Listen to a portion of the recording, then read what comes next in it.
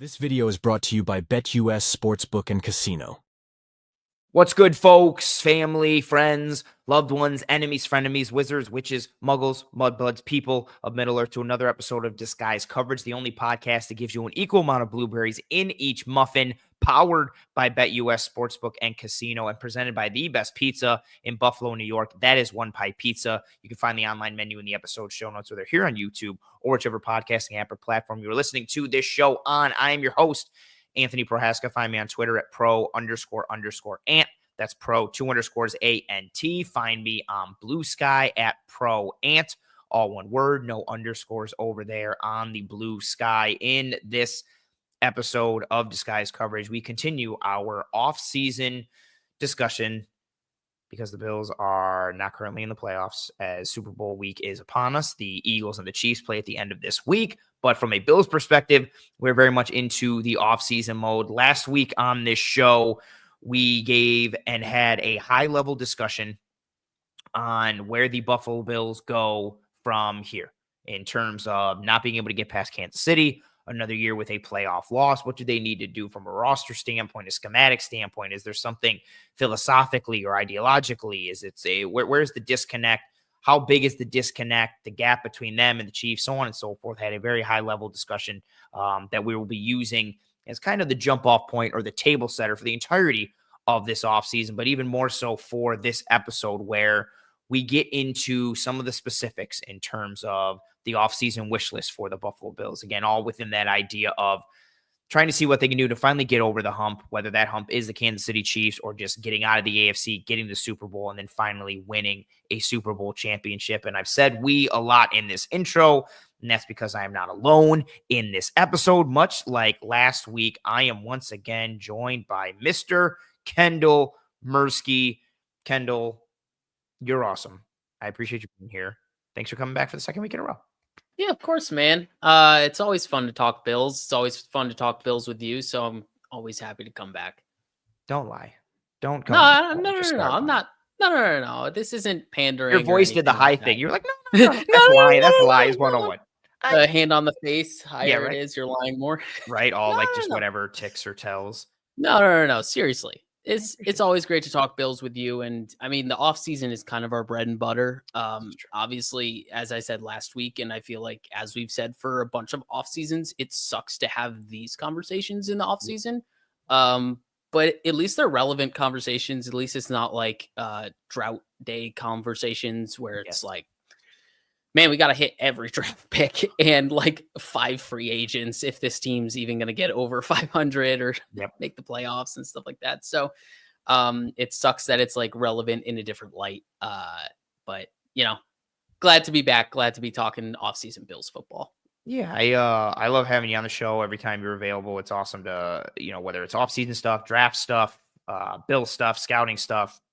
You're awesome. So these episodes are always a real treat for me, and I was pumped to be able to get you on again. And the one downside, we talked about it a little last week. I was thinking about it yesterday and through the day today as I was kind of prepping and putting my points together.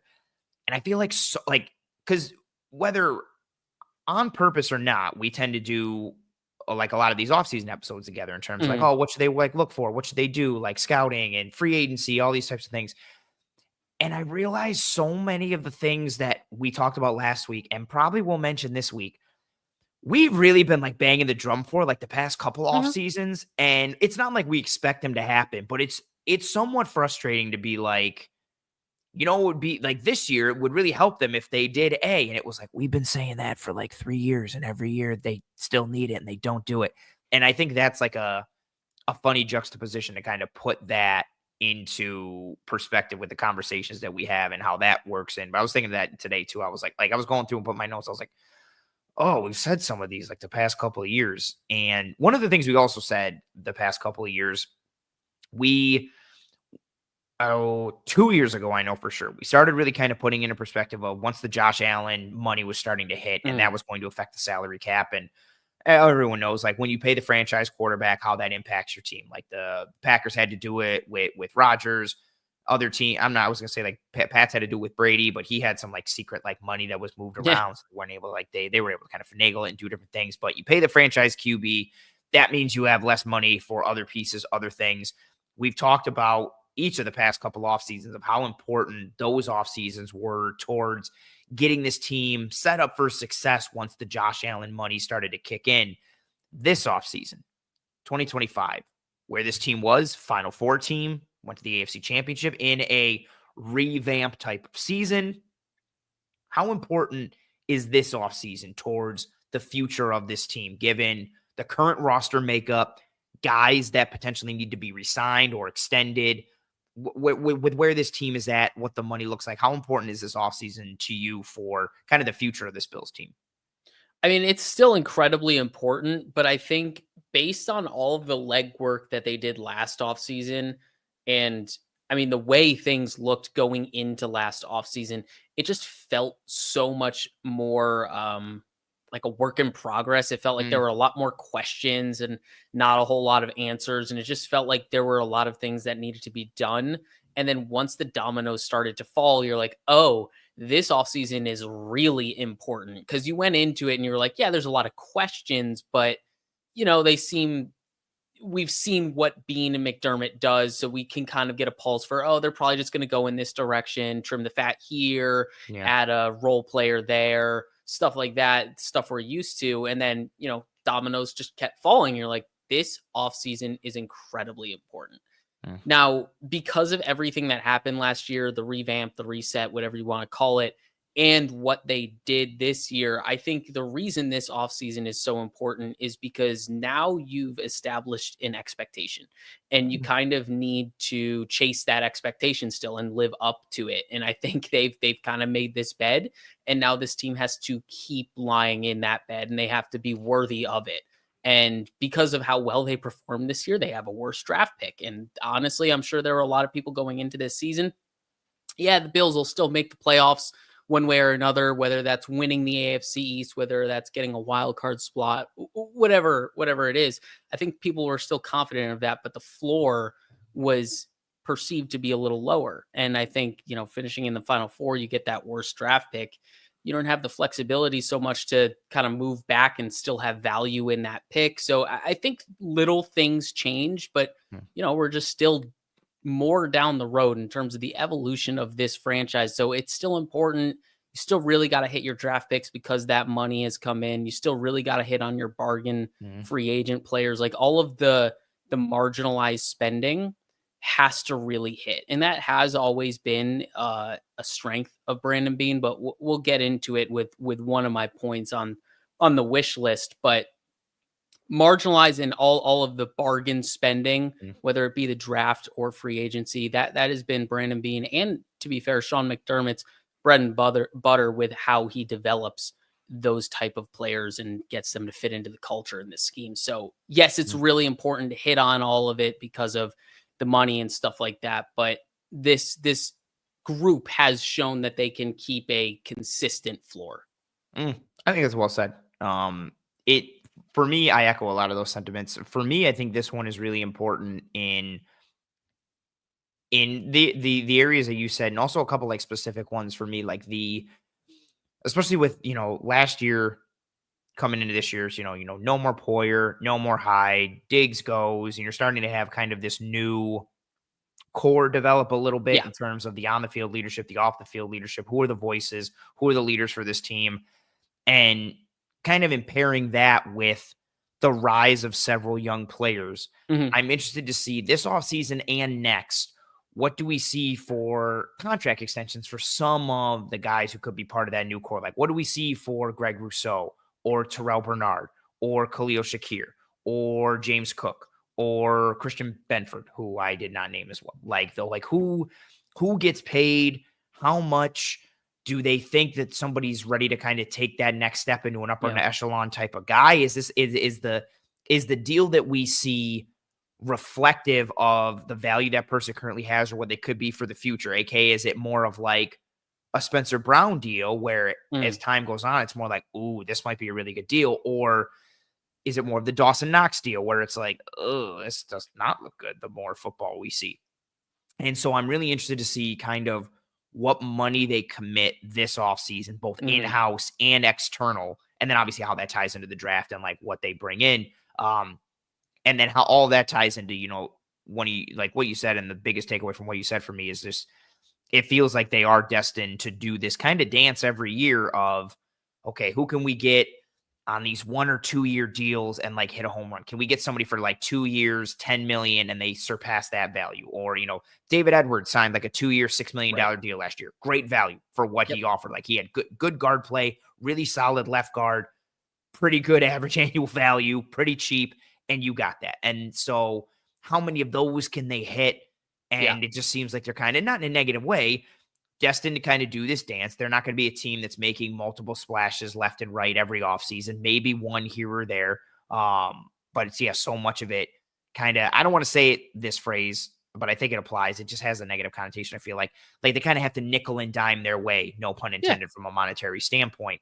And when you do that, usually it's more volume signings because you're trying to do what you can and given the resources of the capital you have, whether in the draft or free agency.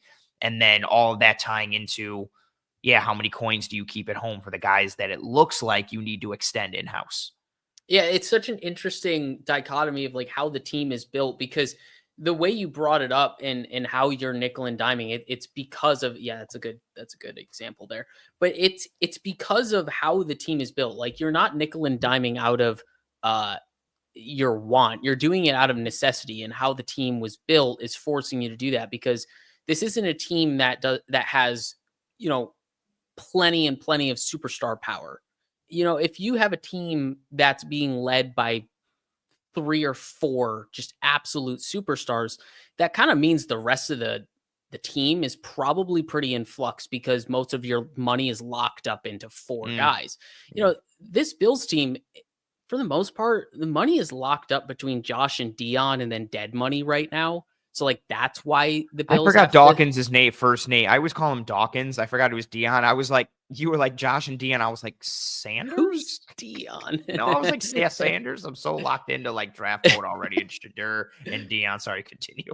No, but so pretty much like, because of how the Bills are built, you don't really have the ability to go and spend all of this money, because the Bills have kind of spread their wealth across the roster, where yes, you have Josh, you have Dion Dawkins, but other than that, it's a lot of above average players, just B pluses across the board. And you got to pay those people once their rookie contracts are up. And if you have B plus players and you're keeping them on to sign and develop, draft, sign, develop, that money gets spread out like really wide across the team. And then there's, less money to spend on free agency. And as you see it in the draft, it's a really good model for sustainable success. But I think, as we're going to get into today, some people could say maybe don't spread it out so much. Maybe try to isolate it into specific areas of the roster and use your coaches and your development staff for, what they're paid to do, and develop the margins of the roster. But it is interesting, because it does come down to the point you're making of, where do the Bills see value on their extension candidates? Because that's really the bottom line of how they can attack future off seasons, because I think the importance, like you said, is on those specific extension candidates, because once the dead money is off the books, these are the contracts that are going to tie things up in the future, and it's going to force your hand and dictate you in a positive or negative direction. So it is very foundational, for lack of a better term. Oh no, I think that's a very good term for it. Well done. I really wanted to shout out the chat for Charles put Mike Garrett. He did like a tired and wired, but he put Mike Garrett, and then several people in the chat ran with like Mike Garrett instead of like trade for him. Yeah, like Michael's Jared was like trading for Mike Garrett is Billsy. Like, that's like I just thought that was funny. Everybody ran with that joke. I want to get these 2 quick questions from Paisan saying, Ant, your opinion on the Luka Doncic trade. I am still floored that the Mavs trade. I need like an ESPN 30 for 30 ASAP on the Luka Doncic trade. Like, why they traded him. The beer can that was taken out of his hand. Just that moment. Well, from Michael Finley a couple years ago. Like, I just need last playoffs. Yeah. I just don't get. You have Luka annoys the hell out of me. He complains so much and he flops a ton and he's such a whiner. He's a really good player, but he annoys the absolute hell out of me. but he's like an easy top 5 player in the league in his prime, and you just went to the finals. So I'm shocked at that trade. I am a bit shocked. This other one, also he said, also your opinion on John Cena not winning the Rumble. I am not a John Cena fan, so I got no problem with John Cena not winning the Rumble. I think Jey Uso leaves a lot to be desired in the ring, but I'm all vibes with Jey Uso and just the entrance and the yeet and everything. Like, I'll ride those vibes, and I think he could have a sweet WrestleMania moment. I appreciate the wrestling talk here in the chat. And good comment here from Charles saying the Brown extension looks better and better. Yep, a lot of good comments in the chat. The chat is crushing it. All right, let's start to pivot now to our Buffalo Bills 2025 offseason wish list, as Weir wants to do here in the show. For those of you watching live at home, playing with us here, a bunch of you have been doing it already. Give us your wish list pieces into the chat. I will bring them up throughout the episode. We may discuss some of them. I may just bring them up to give them some shine up there. If there's something you really want talked about or focused on, put it up with a super chat. I will bring that up and stop the show immediately. 1, because I respect the monetary donation. 2, because the color attracts my eyes and pulls me away from my notes and anything else, kind of like a cat with a laser pointer. That's essentially what I am. Give us your thoughts, your wish list pieces into the chat. Feel free to tear ours apart or pat us on the back and tell them they are fantastic. K.M. Mori says, wish lists are fun. Realistic wish lists aren't as fun. That is true. Ours are based in realism. So they are, it's a wish list, but not an unrealistic, not achievable wish list. Oh man, I'm going to have a lot of trouble saying wish list tonight without screwing it up. I already did it. And I know I'm going to say it so many more times, man. But I pivot. Yeah, they will be realistic, I think. We'll see. Kendall, you're the guest. Feel free to start with whichever, whoever, whatever you got for your for some of your offseason wish list. So my first one is pretty broad, and honestly, it branches off of kind of where we were leading in with this whole thing on spending on the margins and team construction and all sort of stuff. We've been talking for off seasons and even, the 2 hours that we were on last week, all about just how this roster is built and how there aren't enough difference makers. And then literally the day after, I believe we recorded, Sean McDermott had his postseason press conference. And in that press conference, he talked about how Super Bowl teams typically have, in his experience, about 3 to 4, I think was the number he said, 3 to 4 difference makers on each side of the ball. And if you don't, you're typically at a pretty severe disadvantage to make it to the Super Bowl and be a Super Bowl team. And when you look at the Bills roster, you look at it and you're like, okay, so each side of the ball, offense, of course, Josh Allen, Deion Dawkins, No, I'm just kidding. and James Cook is probably your third on offense, right? Like, man, at this what point, a friggin' year. And McDermott talked about him too. What a friggin' year James Cook had. And playoff too, man. And like, that's the thing. It's kind of crazy when you do inventory of the Bills offense and you're like, wow, okay, yeah, I guess the third superstar on this offense is James Cook. Right? It's really crazy how far we've come, but that is the truth at this point. There probably isn't a fourth. Like, I can't think of one. Sure, you can talk about Spencer Brown and how he's developed and stuff like that, but superstars, I think that's the list.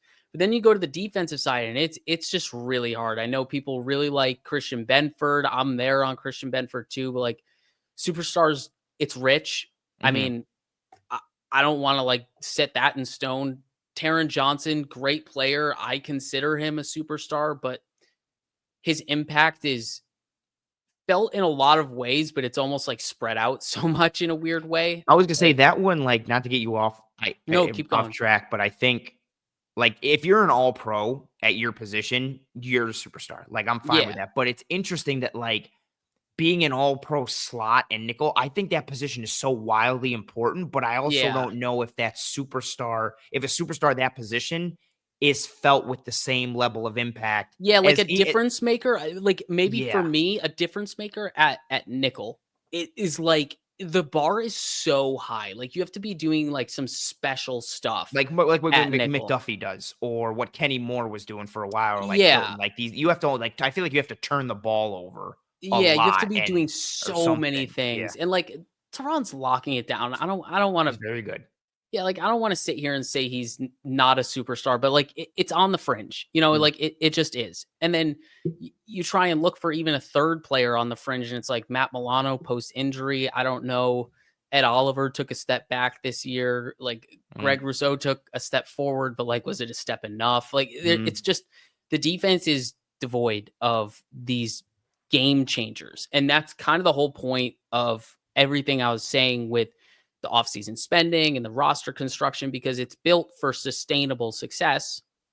But you kind of need to take these shots on these players, whether you want to consider it the Kyer Elam type of players, where it's like, yeah, the potential could be through the roof, or it could just completely bust out on you. Yeah. Like, hey, maybe that's what it takes. I don't know. But honestly, the first point of mine is hit on first round draft picks, because we need to start seeing those first round draft picks turn into these great to excellent players. Because if you look at the Bills drafting history, since drafting Josh Allen in the first round, it's since 2019, Ed Oliver, Greg Rousseau, Kyer Elam, Dalton Kincaid.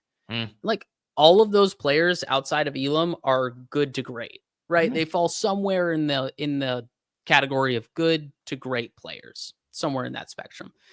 But we're just not seeing it surpass the great and potentially also be in the spectrum of great to excellent. And we need to start seeing that this year, whether that's, I'm saying hit in the draft. I'm someone who wants to get more of these guys in on these rookie contracts for 4 years and just keep taking a stab at it. But we even talked about it. It might've been offline, how this might start to be a season where they're ahead of schedule and they need to take stabs with draft picks for proven commodities for these difference makers. But one way or another, they just got to get more difference makers. They can't be spreading the talent out so much around this roster. We've seen them get more out of less from so many players over the whatever year span since McDermott's been here since 2017.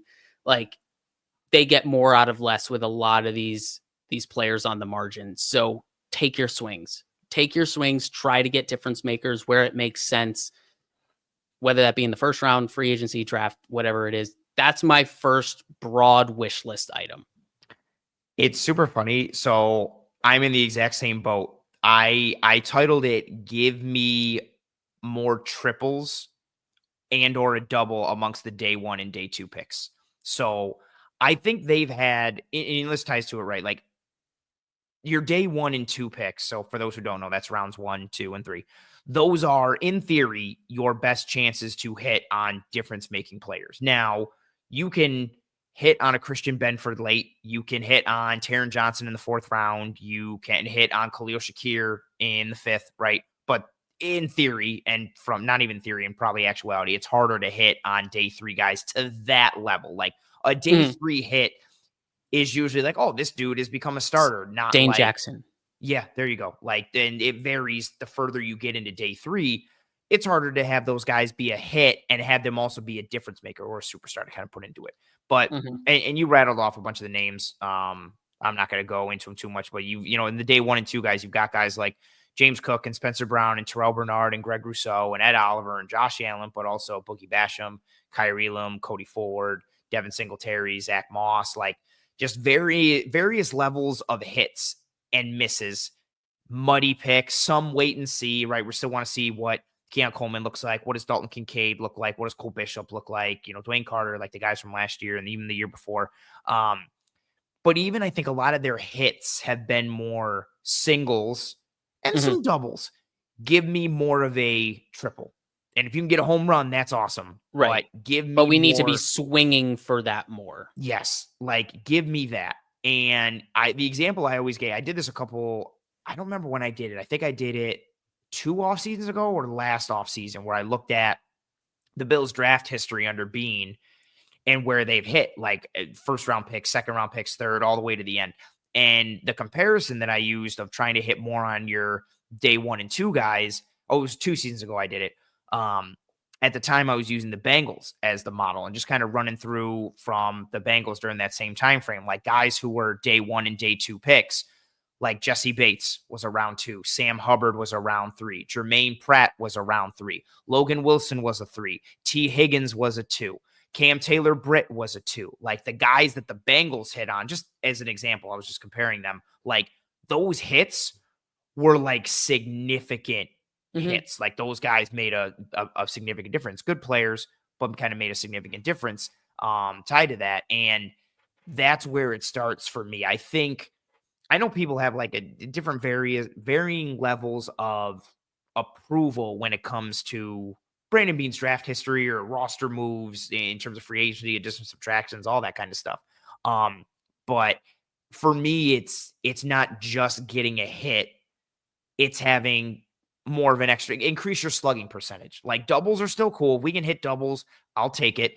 I think some of it too in the first round is also, not to give the Bills a pass, but they're usually picking at the end of the first round. So it is tough. Yeah. And you are, as we know, as in the draft community, a lot of times you're picking at the end of the first round. It's a first round pick. You're not necessarily picking someone that has a first round grade. Like a lot of second round graded guys are creeping into the end of the first round. So I do think it's a little hard. Having a first round pick at pick 27 is not the same as having like a top 15 pick or a top 10 or top 12. And it also varies by draft and class and so on and so forth.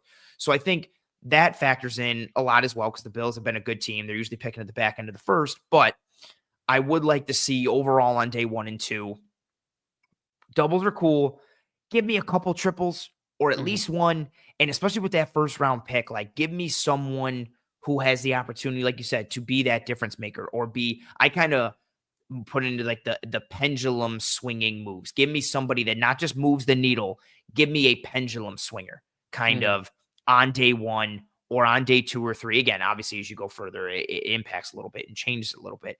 And I think obviously it will go a long way for the Bills as it would go for most guys, or teams, but especially when you start talking about like cost control and the roster and the money. Like if you're getting these difference makers and it's apparent that like towards the end of year 1, you're like, this guy can be something. Then you're getting that in year 2, 3, 4. If it's a first round guy, year 5 with that option. Now you're not only getting a difference maker and a pendulum swinger, you're also getting them at what is effectively going to be like a cost control type of value, which significantly increases that. And it's kind of like a force multiplier from an overall roster standpoint. Yeah, no, 100%. I mean, to me, it's really as simple as, I mean, you got to be taking these swings, but back to just the roster construction, like the core of this Bills team is so wide. Like when you think of like the players that matter to the Bills, the core is like 10 to 15 players. Like some other teams are just built in a way, like I guess you could think about the Bengals. It's like 8 to 10 where you're like, it's a tighter group, but that group, it's so densely populated with superstars. Yeah. Right. But and the Bills need, so I like this. I literally like this comment from Charles who said, like, we need bucket getters. Like, that's what they need. You need more dudes who you can clear it out and play ISO ball, and you know they can get you a bucket, which is what Von Miller was supposed to be and was exactly before he got hurt. But then he goes away, and it's like, now who's getting you a bucket? But that's why I respect like the move at all, because it made sense with the timeline of the team, where it's like, okay, this is a chance to go and do this thing to make the core of our team stronger. Because right now the core of the Bills team it's good, it's foundational. Like you're gonna have a high consistent floor, all of the stuff that people hate to hear about the Bills, right? But like it just, we need to forget about the floor for a second. Like just forget about the floor for a second and go for the ceiling. But yeah, everything, I agree with everything you said. And it's really broad to even bring up like, oh yeah, just hit on first round picks and really wishful thinking and all that stuff. But hey, this is a wish list. Yeah, that is true. And again, they have hit on first round. Like Greg Rousseau was a hit. Ed Oliver is a hit. 100%. Like, they've hit on other, like, yeah, they've hit on day 2 guys. I would just like the hit to be more substantial. Yeah, that's all it is. Give me a little, we're hitting for average right now, which is still good because you're still getting on base. Like you're still getting hits. It's so funny, like how nitpicky this whole wish list thing is, because like this is the whole point with the Bills. Like we're complaining about guys that are hitting. Yes. But we talked about it last week, right? Like this is a good football team, another Final Four appearance. Like they're winning the division every year, but like you're still not getting over that hump. Not good enough. Which is also kind of unfair, because you had a great comment last week of like, Sean McDermott is a really good coach. The problem is he keeps going up against a Hall of Fame coach. And it's like, the Bills are a really good team. they just can't get past this one really good team, but also no one else can get past this one really good team in the whole league. Like the Chiefs just get, so it's like, how much can you really drag you think them about for it, that? like if you really boil this down and you look at the rosters, like if you look at the Chiefs roster right now, they have 3 Hall of Famers on their team. Yeah, which is how many do the Bills have? One. Like that. I don't want to boil this down to be really simplistic, but like 2, Josh Allen and Reggie Gilliam. No, I'm just kidding. Yeah, they Christian have 1. Wade. Oh man, yeah, yours are so much better. Great pull, Duke Williams. But you know what I mean? Like, I really don't want to be reductive and make it that simple, but like just to make the point of like roster strength and how rosters are built, and everyone does it different. And I'm not even here to say that the Chiefs roster is carried by only those 3 guys, because they've built a great roster around those 3 guys.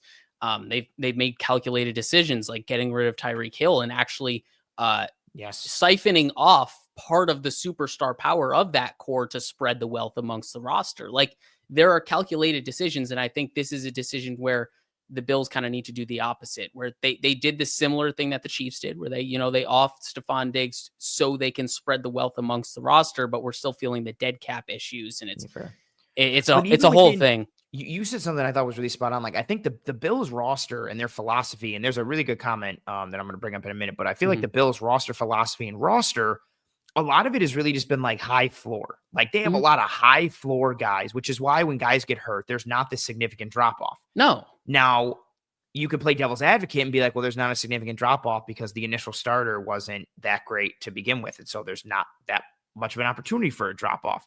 But I think you look at, like, again, we'll just use the Chiefs as the example. Like the Chiefs have 3 Hall of Fame players and 2 Hall of Fame coaches who run each side of the ball. Then they also have like 3 All-Pro interior offensive linemen. Yeah. Like, which is like who's to say Creed Humphrey isn't going to be a Hall of Famer? Dude, or like Tooney, or I mean, Trey Smith's going to get paid, and maybe it's not by Kansas City and he goes somewhere else. Like it's ridiculous that Joe Tooney is an All-Pro guard, and they were like, man, left tackle's not working out. Just go play left tackle. He was like, okay, sure, and has been doing it good. Yeah. So and Trent McDuffie is an All-Pro. Trent McDuffie is sick. Oh, we should have had I will never get over that, but I digress.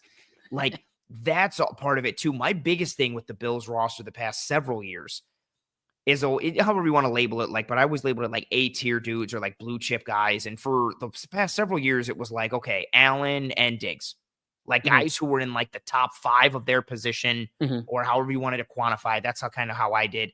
Milano, I think, put himself into that conversation. All-Pro linebacker, huge difference maker. And I was like, okay, they're starting to get 3. And then Taron Johnson was in there. I was like, okay, like that's starting to be 4. And then kind of dissipated a little bit and waned a little bit. And it's just, I think they're a good team, but they don't have these, however you want to label it, like bucket getters or superstars or pendulum swingers, however, difference makers, however you want to. Like they're a good team with good players, but it's more high floor guys than it is variance creating in a positive way. They don't have as many force multipliers. And when you start to like look at it from that perspective, I mean, they're a team that plays greater than the sum of their parts. Yes, that's the idea and the mantra of the team. Yes, which you need to do when you have to pay the franchise quarterback and you kind of have to, operate in that model. But at the same time, you got to get somebody who can not just move that needle, swing that pendulum.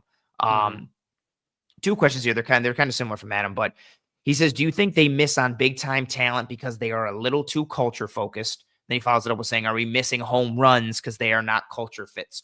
What do you think about that? I do think this is somewhat a thing. I don't know how much it's a thing and how much players, like specifically their personality and stuff like that, is the reason we're missing or skipping, I should say. But like, let's use McDuffie, for example. Like, I know the red flag on him was the short arms, and it's like, how rigid and conservative are the Bills in the draft process where they're like, oh, a corner with short arms, or let's just take him off our board. And I'm not here to say that they did. I'm just saying, like, maybe it's things like that and the culture stuff. And I know Bean talks about it a lot in his press conference about how, like, not only are they looking for good players, but they're looking for good players with the right mindset and the people that fit in with this team and all of that stuff. And it's really important, and it's been a thing that's contributed to the sustainable success. But yeah, like there's a very real conversation around how many players have they red flag. I don't even want to call it a red flag. Maybe I'll call it like a purple flag for not being a culture fit. You know what I mean? Like it's not drastic or anything, like take this guy off our board. But if we have the choice between this guy with no flags or this guy with a purple flag, we're gonna take the no flag guy. And I wonder how many of those quote unquote purple flags have gone on to do great things with other teams. And we won't know.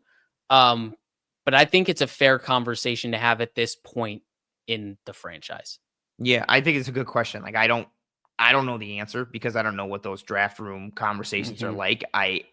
You said exactly what I was going to say. Like at the end of the day, if there's someone who they're like, ooh, player A is probably going to be a better play. Like if it's close enough where like player A is probably going to be a better player than player B, but it's close enough and player B is the culture fit, they're going to go with player B like 10 out of 10 times. And I feel like even though we're not in the rooms, I think a lot of Bills fans can kind of make that assumption comfortably. Yes. We see the type of guys that they bring in from free agency to the draft. Like they fit they interview in the same kind of way, or they see the game in a similar type of way. They fit certain characteristics. And also, and I don't think, necessarily all of that is bad. Like there's a reason why like someone like Emmanuel Sanders, who's a Super Bowl champ and has played with great quarterbacks and players and teams, like comes in and is like, this team culture is amazing. Yeah, like, the exactly. Here, Everyone that comes to Buffalo says the same thing. And it's dudes it's various guys who have been around the league, guys who are new, guys who have had success at a multitude of levels and individually, team-wise, like they speak to that. And I think you do need that. You do need a certain culture established. But I do think it's fair at a certain point. Like I always think of like the Ravens when they were really cooking for a bit. They had several questionable characters at times, but they were the type of team where, people would always talk about like, well, they can afford to bring in someone like that because they have the culture that can I was just going to go there. Like at what point does this team have the confidence in their foundation of the culture to take a chance on someone and be like, he's not going to ruin things. We're as an organization going to make him a better human because of how strong our culture is. Like it's a chicken or the egg thing where they're like, oh, is this guy going to ruin us or are we going to fix him? Yeah. And I think at a certain point you have to have the confidence in yourself to be like, call it confidence, call it arrogance, whatever you want to call it. Sometimes you have to take that shot on the guy with the purple flag and just say, we're capable of doing it. We brought in plenty of people and they've all said the same glowing remarks about our team. I think that's a really fun conversation to have or a thing to start to think about because to your point, like at what point do you have the culture strong enough where part of that benefit is being like, you know what? We can take the wild card because our culture is going to smooth out the rough edges. It's going to stabilize the whole personality. And we're going to get him to assimilate to our way of doing things. And then we have the talented guy with, the checkered past, and we get rid of the checkered past. And now we just have the talented guy who knows how to be a professional. Like, I think that's, I feel like the next step in the conversation or the evolution 100%. of that conversation. And 100%. Then it again goes to like, okay, now you can take some bigger chunk swings or bigger this. And I wonder when that starts to come through, if it starts to come through, because again, part of you need to keep bringing in guys that feed the culture and keep it sustainable. But that also affords you the opportunity to kind of take some swings a little bit, especially if it's that strong and you've got those dudes. But then I wonder now, like, is now not the right time because they don't necessarily have like the core leadership or those guys who were kind of the police in the locker room. But is now the time because 2024 was the establishing season for some of these guys to come up as leaders. That's fair. Right, like last season, it might have been like, ooh, we can't do it right now. Like, there's a lot of change on this roster. We need to see who steps up and who becomes the leader and how this culture evolves. But then based on what's happened this season, how much confidence does the leadership staff, the executives, how much confidence do they have in what they've built? Chuckles World says, I feel like we draft a good old boy and I want some convicts. That's essentially kind of, I can see where you're coming from. I But don't again, know if it's that black and white with no, how this 100%, is, but kind of I just a get like the blanket label. point. Yeah, like I think they go for more of the nice and tidy with the tie tight, and they're not like they look for a certain. It just got me thinking about Dwayne Carter and how he showed up to day one on facility. So but that's like Dwayne Carter's a good example. Yeah, Of I didn't think about it until you said like tied up. leader, like all these snaps, captain, like this, like they look for certain things, not necessarily are bad, but they look for a certain type of not even just play style schematically, like that's where it starts, but then also like an attitude, an approach to the game. And again, we're sitting here nitpicking it like they've won 5 straight AFC East championships. They've gone to 2 AFC championship games. Like the only team they can't get past is Kansas City and the Bengals that one year, but that still had variables. But like, it's just all these different pieces and all these different things. And yeah, I don't know. And again, one guy can, muddy the pot or kind of gum it up and one bad apple can spoil the bunch, but for sure.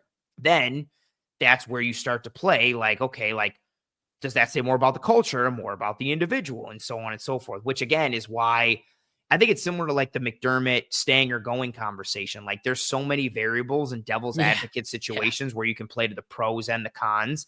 And then if something bad happens, then you're playing hindsight, how much of it was of A versus B and the timeline of all of it. I think there's so much unknown, but it is interesting to see like that culture piece because it does afford you some risk, but they really haven't flexed that risk in that type of that type of opportunity and that type of deal.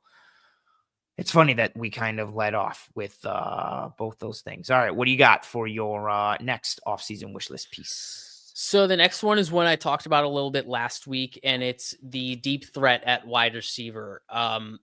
I talked about it a lot, and I'm going to share some similar stats for anyone who didn't hear last week, but pretty much Josh Allen we know his talent and we know he's very talented in terms of throwing the ball deep, but it's been a thing they've struggled with, honestly, since Joe Brady's come in and started calling plays, and maybe it's correlated, maybe it's not, but I'm just concerned about it from a structural standpoint and a personnel standpoint, because with how good the run game is, the natural complement to that run game is to throw the ball deep and make the team defend you on all levels. Shots.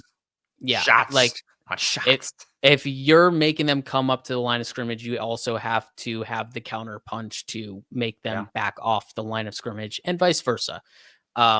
So Josh Allen, he averaged 10.5 yards per deep pass in 2024. That's 26th among 34 qualified quarterbacks and the fewest by Josh Allen in a season since 2019. On top of that, the Bills had a 47.9 rush rate in 2024. That's the 5th highest in the NFL this season. And the last season they had a higher rush rate was back in 2017, which was obviously the last season before they drafted Josh Allen. So highest rush rate in the Josh Allen era. And then on top of all of this, they face single high coverage on 60.7% of dropbacks. That's the 2nd highest in the NFL. The only seasons they had higher single high coverage rate in the Josh Allen era was 2018 and 2019. So Josh Allen's first 2 seasons when no one felt like they had to defend beyond the line of scrimmage because he was still establishing himself and they were still pretty much a run-centric team at that point. Run-centric with some shot plays every now and again. So against those single high coverages, the Bills had a 42.7% success rate on downfield passes. So these are passes of at least 10 air yards. That was the 7th lowest in the NFL. This is against single high downfield passes, 7th lowest success rate. And then on those pass attempts, 3rd highest tight window target rate. So that means those targets, tight window target, difficult target, it's less than 1 yard from the nearest defender. So pretty much all of this is to say is structurally, personnel, whatever it is, there's a lot going in this trend of, okay, defenses see you're running the football, you're doing it a lot statistically, you're doing it a lot with success. They're going to come closer to the line of scrimmage, play more single high, and the Bills don't have an answer for it. They're trying, They're doing their best with what they have, but they don't have a natural answer built into the offense, whether that be schematically or personnel wise. But I think if you get the guys in personnel wise, it helps everything schematically. And it, like I said, to start this whole thing off, it's just a natural complement to the run game to have someone that can help you 15, 20 yards down the field past the line of scrimmage. It just backs off those safeties, backs off the defensive backs, and it gives you more space to run the football, which is clearly objective number one of this offense. Yes. Run the football. We talked about it a bit last week. I have this as one of my points as well, but I'm going to keep it brief because I'm essentially echoing your point. I just want more juice at wide receiver. And I'll even take, the true downfield guy, who can do the proverbial, like, take the top off the defense type of guy. I want that. And I would love that. I don't even care, like, the Tutu Atwells of it all, like, way back when, where it's like, I want nothing to do with that. Like, I'll take it. Just anything to give, like you said, some juice to the position.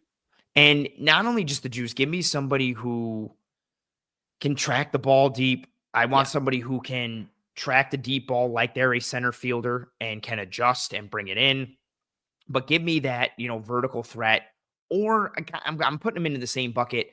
Or give me a true separator at the wide receiver spot. I want someone who, again, it doesn't have to be, and I know his name has been mentioned a couple times in this episode, like Lad McConkey, like the idea of how professional of a route runner he was, but he also had some speed. Like, he could threat you vertical a little bit. He could route you up. Like, it could be that kind of combo. It could be a pure separator like what Cole Beasley was. Give me someone who adds that next level. I shouldn't say next level. Adds the dynamic. Like we talked about last week, continues to build out that basketball lineup at the wide receiver position, right? They've got, a point guard, and they've got a bunch of power forwards. It'd be nice if they got like a more athletic wing type of dude, or, a slashing type of penetrator who's good on the fast break at the 2-guard spot. Like, start to round out that lineup a little bit more, which, again, that's not to say the lineup is terrible the way it is, but continue to build that variety, get that juice. And like you said, again, we talked about it a bunch last week and you hit it now. Like, it just pairs so well with the run game. Now, if you get too small of a guy and too much of like a jitterbug type of guy, if you go in those run looks and the defense starts to bring a guy down, they might be like, okay, cool, we're not worried about this guy being a blocker. Okay, cool. We don't have to be, they're probably going to send him deep, or we can jack him up in the run game. He's not getting into the fit properly. But then it's like, okay, well, what if we take that guy and move him outside? Now you have to account for that. And if you're going to play single high, is it essentially one-on-one on the outside? Cool. Is that one-on-one on the outside, whether it's cover 1 or cover 3? Because even if it's cover 3, if they're the solo receiver to that side, no one's getting over top. It's essentially kind of playing solo outside on that spot. So cool. Can he win one-on-one in the stem? Can he beat a guy over the top? Or if he's getting enough cushion on the outside, can we kick it to him and he can make someone miss one-on-one in space, and all of a sudden that 6 yards of cushion turns into a 9 or 10 yard gain? Or if the angle isn't right from that post safety or wherever that apex defender is, can he get up the sideline and make something happen? Like, that type of juice, that type of ability. And especially considering what the wide receiver room looks like, I think it just pairs so well, like we talked about, and who they are, their core, their philosophy. Hopefully they bring back Mac Hollins and then like what he is in that group. But then again, add that juice just in some form or fashion. They don't have it. And then Josh Allen needs to be better throwing the deep ball, because he had some opportunities this year and he left meat on the table, which he did last year as well. Yeah, no, that's definitely fair. And thinking about it this week, even what we were talking about last week, because this is a very similar conversation, I actually feel a little bit better about the basketball roster of the wide receiver room, because I feel like we probably said there was a lot of redundancy and there was a lot of overlap. And I think there is between Shakir and Samuel, or between Coleman and Hollins, whatever it is. But I feel like, if you're to use the basketball analogy, it does feel like 4 out of the 5 spots are filled. Yeah. No, but they have a good lineup. They just need that little drop. That spot just feels like they have one guy that's playing slightly out of position, for lack of better metaphor, and it's working fine, but it could be optimized. Is kind of just how it feels. And what you said, sure, I said just the pure deep threat, like Deshaun Jackson, just like only thinking about deep shots only.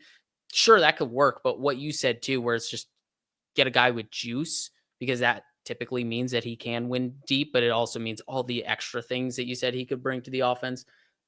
That works too. Like it's a very, because it's that final spot that's missing from the basketball roster, it's kind of a wider bucket than you'd think, because there's some redundancy amongst the 4 other spots. Yes. I guess there's some overlap between those 4 that I just mentioned, but they do also cover some areas that the others don't within those redundancies. So yes. And then I also think like Dalton Kincaid kind of funnels into that yeah, redundancy a he bit does. because he doesn't have the frame to fully execute as a blocker, as a tight end. So essentially he's a bigger bodied wide receiver. So I feel like he falls into like, he's a different type of player, but I feel like he falls into some overlap with like Keon Coleman and Mac Hollins. Actually, yeah. Keon and Hollins are probably better blockers than Kincaid is. So, but again, different. But they still could falling use into, them the same way, where it's yes, like, sure, you put him in motion and maybe he's kicking out someone in the run game in a similar usage. yes. And I think that's a fair and fun conversation to have. Oh, we're in a good spot. I like this. Kendall, I want to share my screen really quickly and pull up something, since we were talking about wide receivers and some things, I wanted to pull up this graphic from our friends at BetUS. Cooper Kupp, some trade rumors / announcements that he's going to be traded. I have some betting odds up here for this graphic from our friends at BetUS. But if you, not necessarily where you think he's going to go, where would you like to see Cooper Kupp end up? Where do you think is a really fun spot? You think of a team, whether it's a scheme fit or a wide receiver needy team. For those on the audio side, the teams up here, Steelers are first at plus 300, Chargers at plus 400, Cowboys at plus 500, Pats at plus 500, and the Commanders at plus 600. Where would you like to see Cooper Kupp end up? I'm glad that the team is actually on the graphic, because I had looked at all 32 teams and I was like, all right, where do I like this? And they actually made the graphic. The Commanders. Oh, the last team, but they made the graphic. Fair. I really would like him in the Commanders offense. I don't know what that means for De'Ami Brown and how he developed in this postseason and everything, but they need another wide receiver there. And obviously that roster is very young and they're trying to grow it up. It's a very new project over there in Washington, but Yeah. I think it makes sense. They don't have like a natural slot option. I know Cooper Kupp can play more than just the slot, but like they were going back to Jamison Crowder this year. Yeah. Like it works fine, but Yeah. obviously it's an upgrade when you get Cooper Kupp at that position. So I think that would work great for Jaden Daniels and giving him multiple layers of the field to attack, because we know he loves the deep ball to Terry and De'Ami Brown, to be fair, but can he work those short to intermediate areas with people that aren't like Austin Eckler and Zach Ertz? I think getting him more on that level would be really good for that offense. I like that. I'm going full. So this isn't me looking at anyone's cap and kind of knowing. And granted, Ben Johnson is gone. I would love to see him go to Detroit and just see what him and Amon-Ra could do in like those condensed sets with two receivers. That'd be wild. With their route running capability, but then also what they can do as blockers. Like I just imagine a personnel grouping on the field of like Montgomery and Gibbs and Kupp and Laporta and Brown. And I'm just like, I think of all the fun things that could be done schematically, or That's I don't silly. think that's so silly and so awesome. Or again, I don't think this is going to happen with how they were constructed, but him going to Chicago, where Ben Johnson is now, like what he could do in Ben Johnson's offense, given like his capability to function as kind of that power slot and what he can do as a blocker and how he fits in the run, but also what he can do as a route runner. Obviously, granted, he's had some injury concerns, but how accomplished he is in that regard. Or even I think of like, I don't know, is Chris Godwin jacked up with that injury? Does Tampa Bay make sense for Cooper Kupp and that type of power slot role? Does he take the Godwin role as like the blocker in the slot? And I think of how fun that could be. Like those are the kind of teams that popped into my head from everybody on the graphic, as a lot of people in the chat said. I think the Chargers would make sense. I do like your thought with the Commanders, especially with how RPO based their offense is. Yeah, man, Terry and Cooper Kupp like is just it's hard to defend. Daniels, yeah, I feel like Cliff would do some really fun things with Cooper Kupp there. But yeah, I thought this was a fun thing to kind of talk about a little bit. I really wish I could say the Bills, but I just don't think the fit works. I mean, he's a separator and he's a great route runner. Actually, I mean, with the condensed sets aspect, man, as a blocker, he would fit so well. But He would, but I I don't wouldn't know if say it's no to realistic. Cooper Kupp. Like if they got him, No. I wouldn't be like, oh man. But Neither cool. would I. Can you also get a speed guy? I would it just also- kind of makes them better at what they're already good at. It would be more, not in a negative way, like more redundancy, but also like it's a sweet redundancy, but I would like that little bit of tweak or that little twist. But yeah, I thought this was a cool graphic and a nice little conversation piece as we continue our conversation and transition here. And obviously this graphic presented by our friends at BetUS. If you are looking for a new sportsbook this football season, BetUS is the answer. Fastest payouts in the industry, a 150% bonus on your first deposit, and a 125% bonus on your next 2 deposits up to $2,000, all with code YouTube150. That's YouTube150. They have a fast and easy deposit and withdrawal process, a 24/7 personalized service system, 365 days a year, live wagering on all major games, the best betting variety in the business. They allow you to get 10% back on your net losses twice a year, and they also can give you your very own personal account manager. Check out BetUS for all of your sportsbook betting needs. Comment here from Retro CNY who says, thoughts on Darius Slayton as a sort of dark horse, cheaper free agent signing, has some speed, been stuck with very bad QB play in New York. Kendall and I talked about him briefly last week as him fitting kind of in that mold. Yeah, field stretcher. I don't want to say underutilized, but maybe under set up for success in New York, given the quarterback situation and the offensive system there. I would take that field stretching ability. Like he's got juice, has the ability to high point the football, track it. I think that's I would say Kendall and I talked about it last week. We would both be in favor of that type Very of on board. I gotta see what the money would be, but I don't imagine it's of gonna course. be something that's I can't crazy. either. I bet his agent is very attuned to the fact that he led the Giants in receiving yards for like 4 out of the last 5 seasons. Yeah, but I could also see something not like saying much. No. And I could see, I don't think this would be the team to do it, but he strikes me as the type of person who like the Jaguars signing where he like, man, who gave Darius Slayton 4 years and $65 million? Yeah. I just see him being like that type of dude, which again, it wouldn't be crazy, but it'd also be like him. He realistically, he should probably fall underneath the Curtis Samuel signing level, which was what, $8 million a year. I was gonna say it's from the same person. Retro CNY said I'd assume similar to Curtis Samuel money. I bet it's under that, but you never know. Like the archetype that you were just explaining with like the Jags money type of thing, he does kind of feel like that player because he's got a specific skill set, and if a team needs it, like they're gonna pay for it. His market. So also open for market. Reference, in open market, someone always kind of pays. Speed is real, and just for reference, not that this is the Bible, but at Spot Track, they have his market value at 2 years. 31.7 mil, so an average annual value of 15.9. That would put him from an average annual value standpoint in the conversation with Michael Pittman Jr., Terry McLaurin, T. Higgins, and Calvin Ridley. I don't think he'll necessarily get that, but I don't know. I could see somebody throwing like 3 years, 30 million at him or something like that. And if that's the case, like what's the Jacoby Myers gets like 11.3, right? Jacoby Myers got criminally underpaid. I love Jacoby I know that, but you know what I mean? Like he feels like someone he got the same money that Baby Davis got, right? No, who did? Juju? No, who did New England paid someone the exact same amount that it was Jacoby Juju, Myers got? Yeah, it was Juju. There you go. Thank you, Juju. Yeah, it was Juju. But either way, it's somewhere in that. But I don't know. It's hard Wide to receivers imagine. Are weird, man. They get paid a lot more now. Like it's tough to really hammer that down, but I feel like he should get less than Curtis Samuel. But I agree. I could be way off. Less, but he strikes. I don't know why. I just have a feeling that he would be the guy that they'd be like, wow, like the Christian Kirk deal from a couple years ago. I think Kirk was a better guy, but everybody was like, oh, but I think Kirk was. I mean, I like Christian Kirk, so I'm maybe in the dark on that. All right, we've each hit our first couple.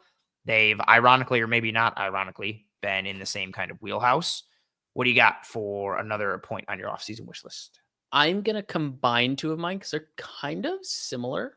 Erroneous on both counts. I haven't even said them yet.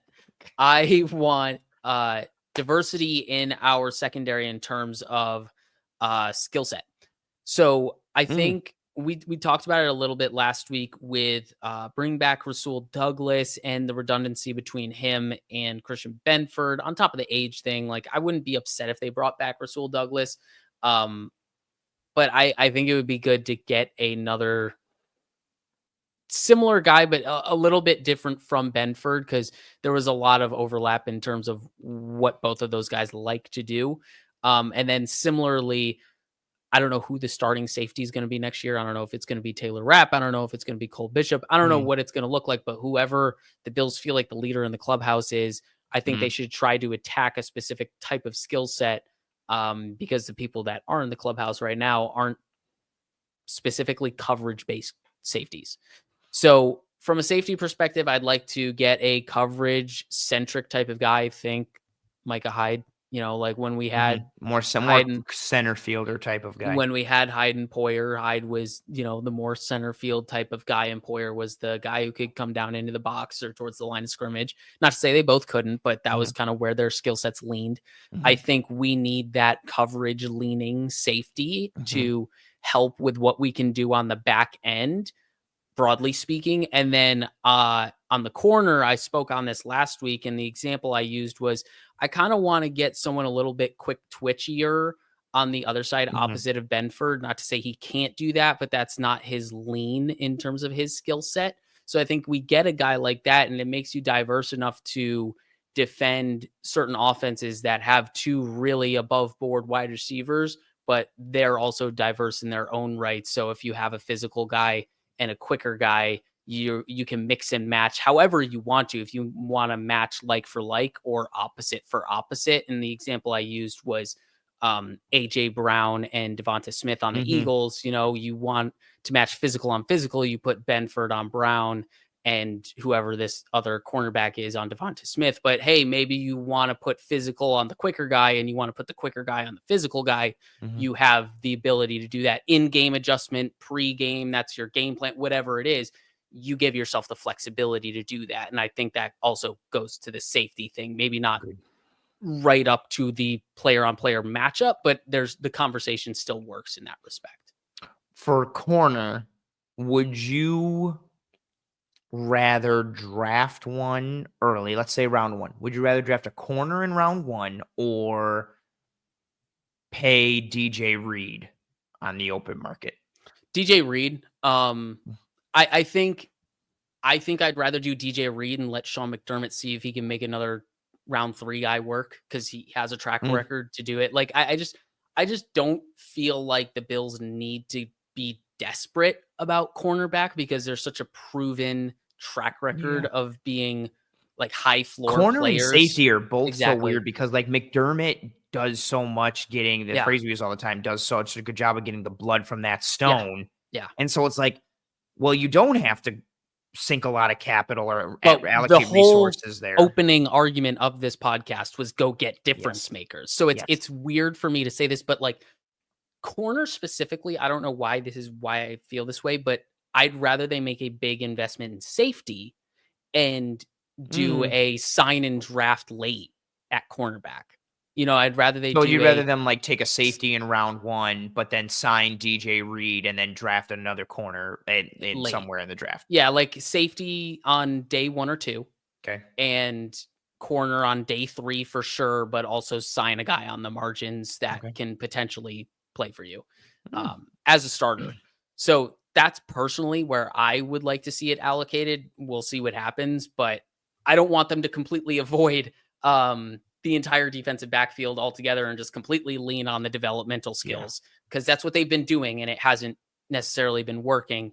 But to be fair, it did develop Micah Hyde and Jordan Poyer into who they were. So I don't want to like completely discount it, but I think where we are right now, I want to see one big investment into that secondary, and I would prefer it to be at safety. Oh, probably because Christian Benford already exists. That's fair. That's a fair point. So I thought of putting this as one of my points. Part of me not doing this because I figured you would, and then we could still talk about it and I wouldn't have to put it. I'm in a similar boat. I don't necessarily have a preference. I haven't done my college scouting yet, so I don't want to speak to specifics. Yeah, especially a corner. Like I haven't done any corners. I've started to look at some of the safeties like Malachi Starks and Nick Emenwari, the safety from South Carolina. But I'm nowhere near like giving a stamp of approval on anybody yet in my evaluation process. But I do echo your sentiments of, again, we talked about it a bit last week, like give me more athleticism, juice, however you want to verbalize it, in the secondary. Obviously, I want them to be technically sound, but I just want more juice. Give me dudes who can fly or who can pop. Give me somebody with some sort of physical trait that is a gift or is a plus matchup piece. So it could be their size, it could be their strength, it could be their physicality, it could be the speed, it could be playmaking and ball hawking. Like, give me something that is a plus matchup in the secondary. The draft is always a crapshoot, no matter how much of an exact science some people like to make it seem that it is, which it's not. So I would be, I know I mentioned DJ Reed because one, I think he's good, but two, a lot of people in the chat were loving him. I would welcome a signing like that, like opposite of Benford. Like he ticks a lot of boxes. Safety is a weird one for me because I agree with what you're saying. The reason it's a weird one for me is, and this is purely for me, I don't think anything, like they drafted Cole Bishop last year, round 2. Like he's not going anywhere. I don't think Cole Bishop is a scheme fit for what they're going to do long term. Like I think he can work in this defense. I think he would be better suited to play in a different style of defense. But if he is your guy, granted, you're not just going to play single high. You have to play 2 high. We know the Bills mix up. They disguise. They do a whole bunch of stuff. Pair him with somebody who is more of a traditional ball hawk, somebody who is more of a traditional like center fielder type of guy who has that range, who's comfortable as a post safety, who makes up for the coverage stuff. So if you do go too high, you don't want to telegraph it and give up pure tendency, but you could put Cole Bishop as like more the boundary safety because you got the guy on the other side who can go more of your kind of numbers to numbers, like post to sideline type of deal. And again, I think naturally ties into, that aspect. You don't have to be the fastest or the most athletic to have range and athleticism. Like Micah Hyde wasn't a tremendous tester, but he took great angles of the football. He knew how to read like QBs, route distributions, concepts. He had great eyes. So you don't have to be a pure athletic guy, but I would like some of that, especially with how they fit the run from their 2 high structures. Yeah. Give me somebody who, when they see it, they take up space quick. Yes. And they can do it one of 2 ways, or they can do it both ways I'm about to mention.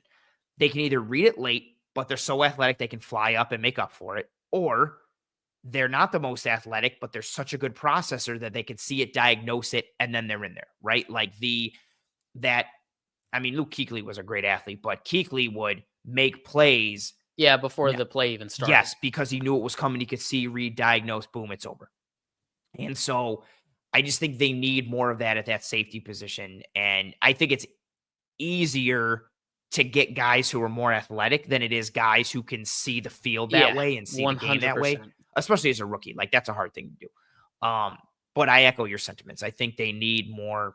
I think they need more of the high variance guys on the back end. And again, every year we have this conversation because it's like, oh, well, you don't need to allocate a lot back there because of what McDermott has gotten out of it. But then the other side of it is like, yeah, but imagine what he could get out of it because he's so good at taking a little and making it a lot. Imagine if you gave him a lot, what he could do with it. And then now I think there's another level to it of like, well, yeah, we said that with Kyer Elam. And then I would come back and be like, Kendall and I didn't say that because we did not like that pick. But yeah, I think that's a real fun one. And I do wonder, I'm not advocating for it. I don't remember actually, what am I saying? I can look it up right here because it's in front of me, but his contract is not, there it is. We talked about it a bit last week. Taylor Rapp can be, a post June 1st designated cut. It's only a $1.3 million dead cap hit, $666 this year and next year, and it saves you $3 million in cap savings this year. I think right now, if you're looking at it, it's like, okay, it's probably gonna be Rapp and Bishop. I don't think they're married to Taylor Rapp.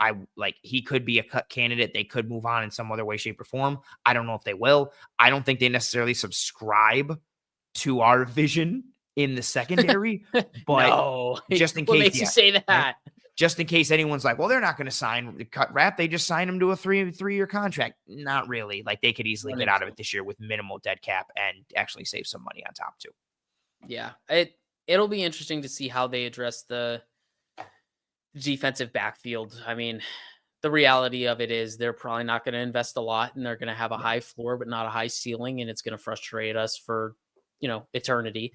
But their MO back there is DeMar Hamlin, Dane Jackson, Levi. I mean, hell, even Christian Benford was a 6th-round pick.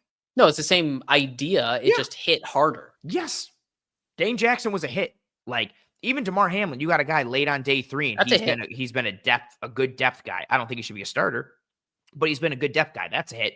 Christian Benford is just the outlier, like in a tremendous way. But it's such an interesting conversation. I mean, that goes back to my opening point. Like this regime is so good at drafting after round 3.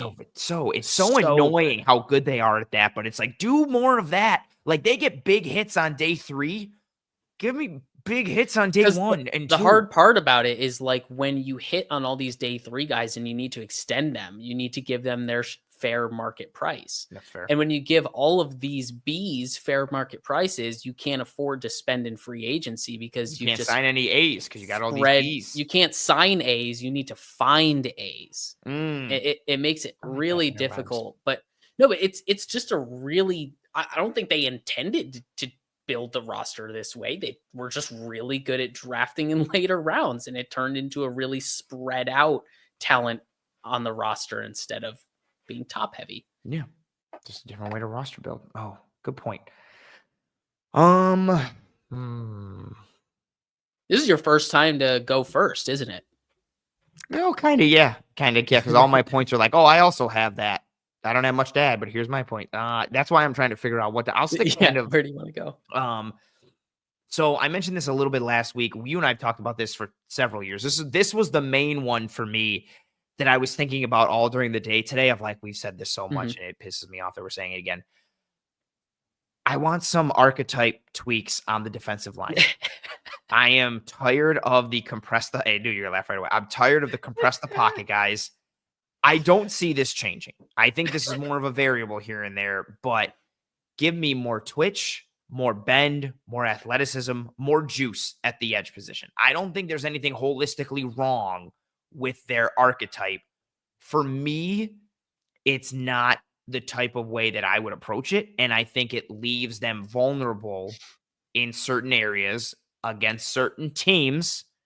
So I would like some archetype tweaks on the defensive line. Yeah, particularly, especially at edge, twitch, bend, athleticism, more juice at that spot. On the interior, I know they want the versatility. I know that even the third and fourth defensive tackle, I should say, that's going to start on game day has to be able to play the run and the pass.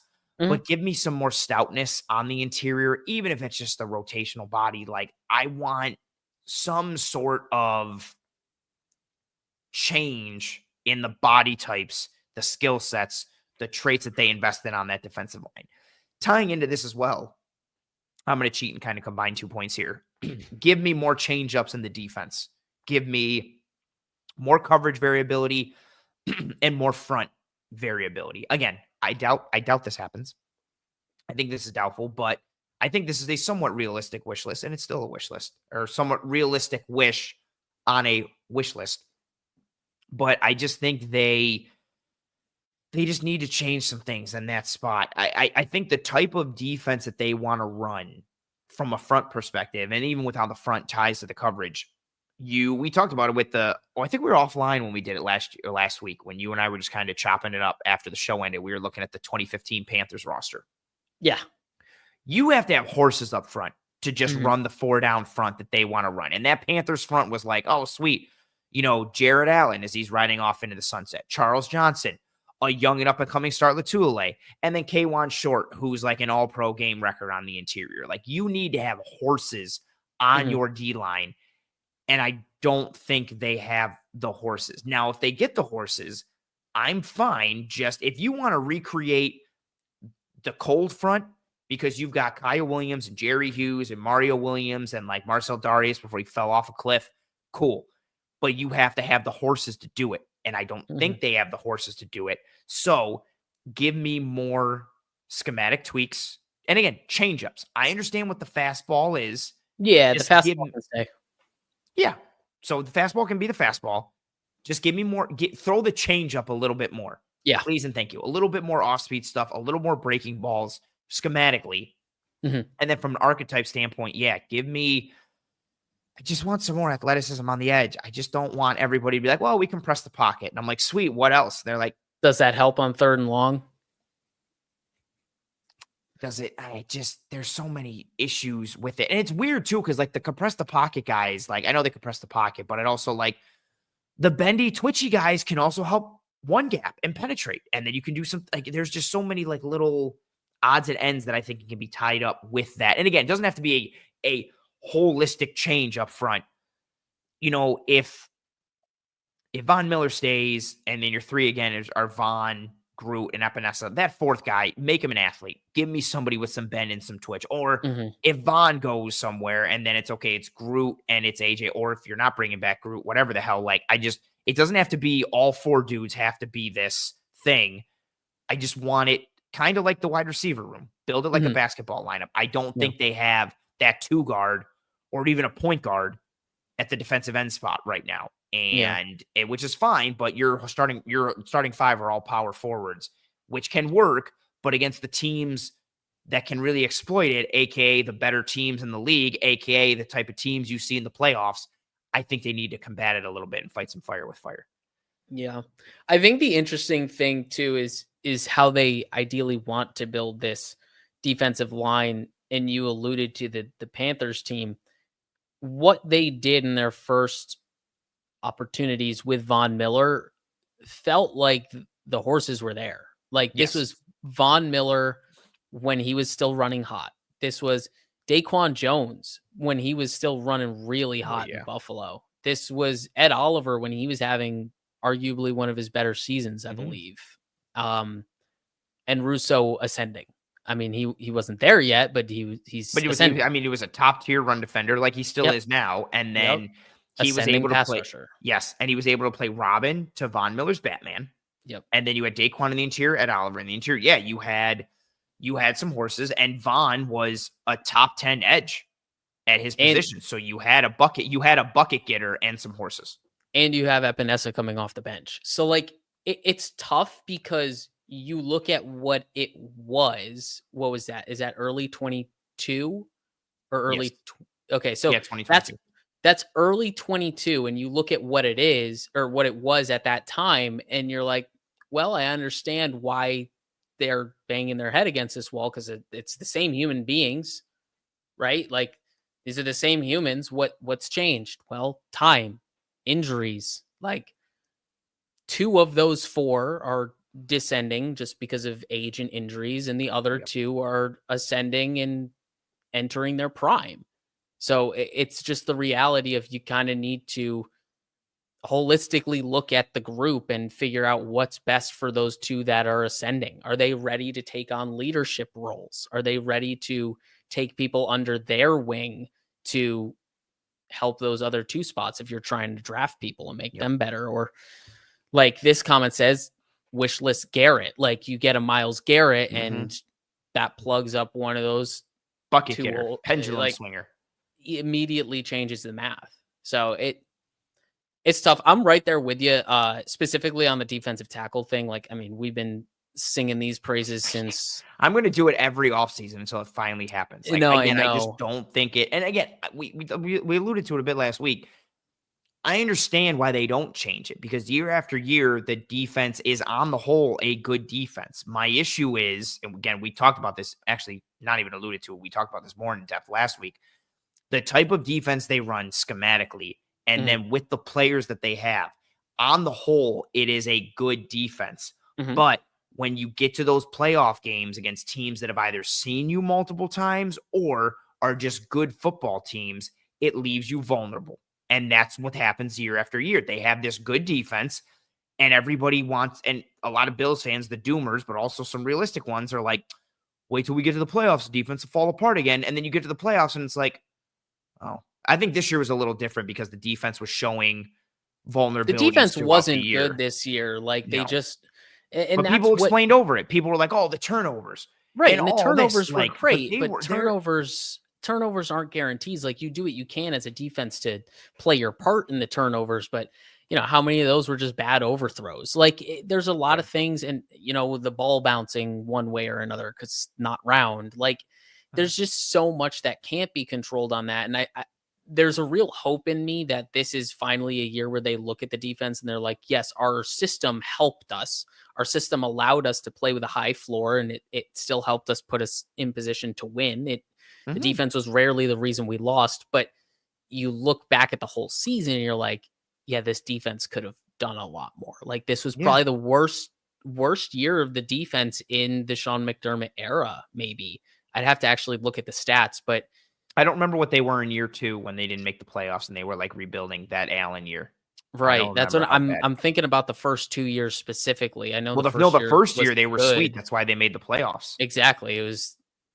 That was the script. They shut down that Matt Ryan, Julio Jones Falcons offense in Atlanta. But like this had to be close statistically if you look at 100%. everything other than like good.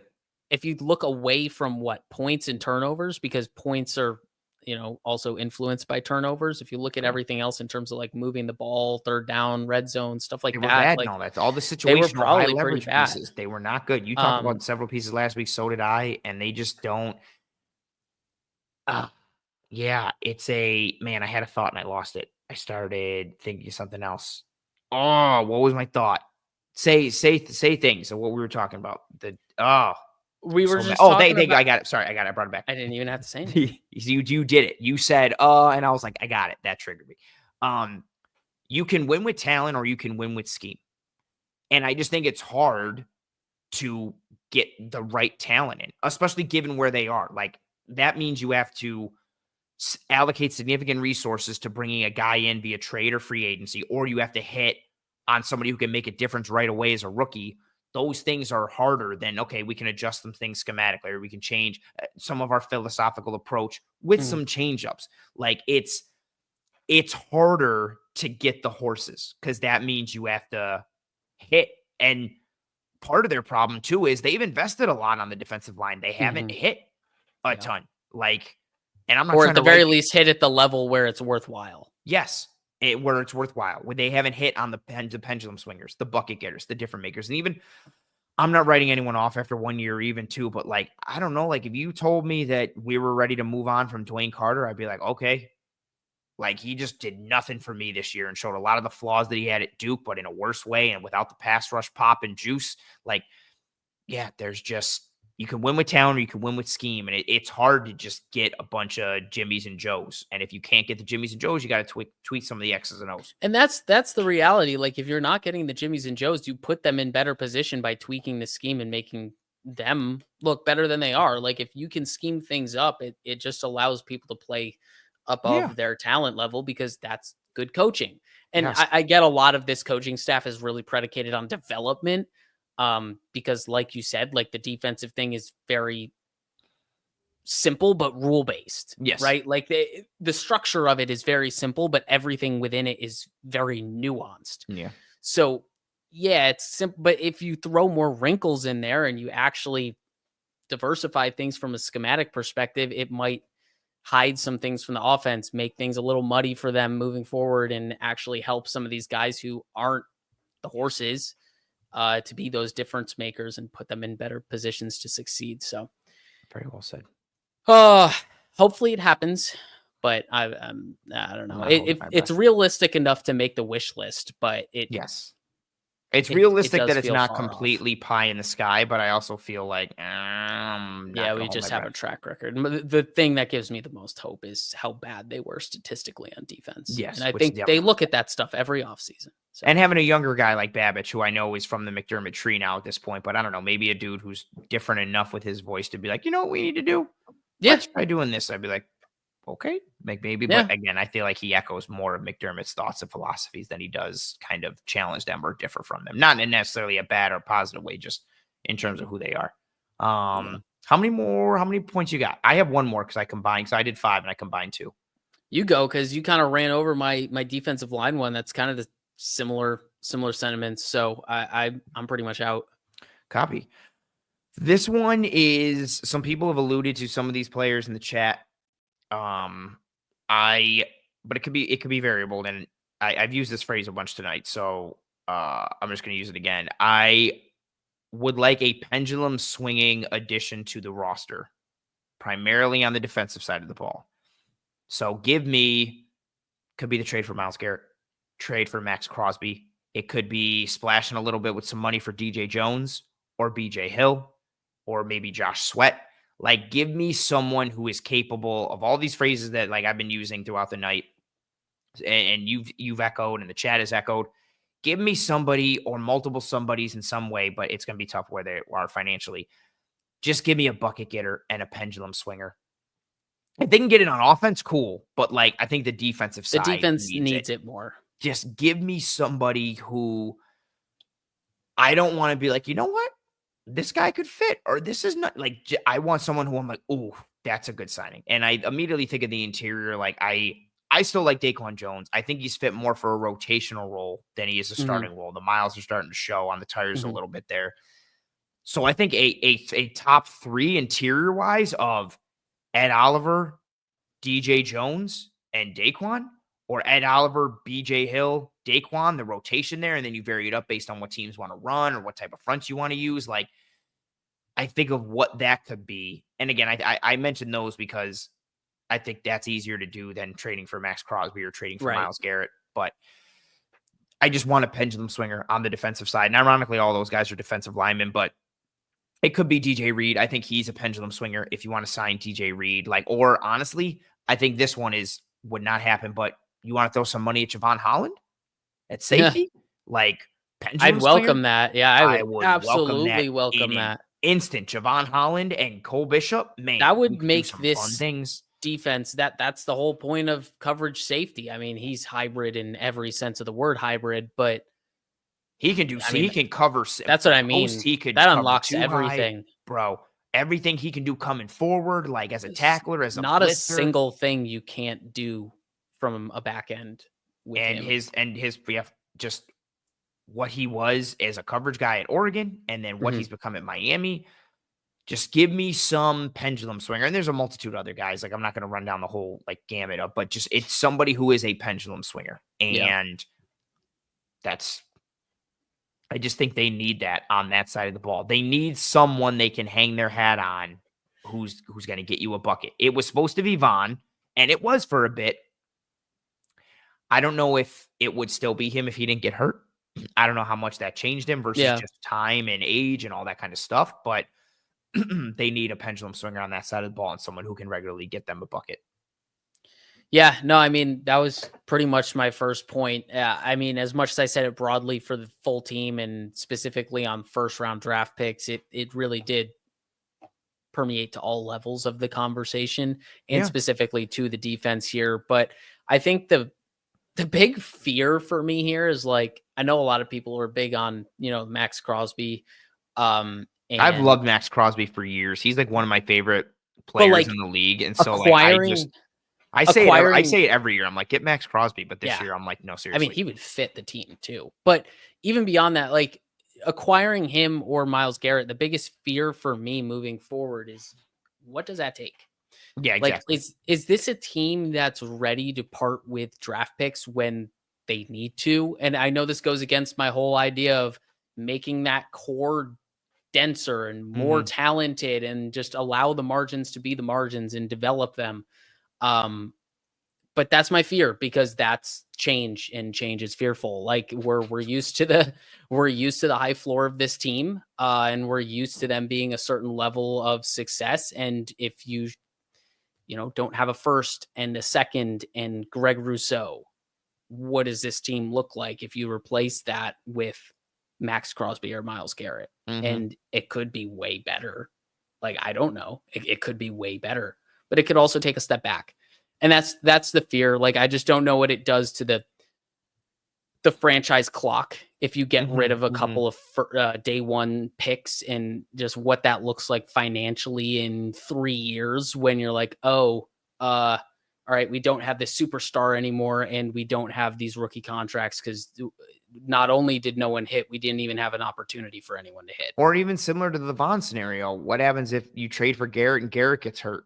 Yeah. Or you trade for Crosby and Crosby gets hurt. Like that was what, for as much as everybody likes to knock the Vaughn signing, and it was, oh, well, he was old and he was bound to wear down. Like all that may be true. I don't think that necessarily is the case, but he very much was what you paid him for. Yeah, he was a closer. He was very productive until he went down. Like, so he was as advertised and what was hoped.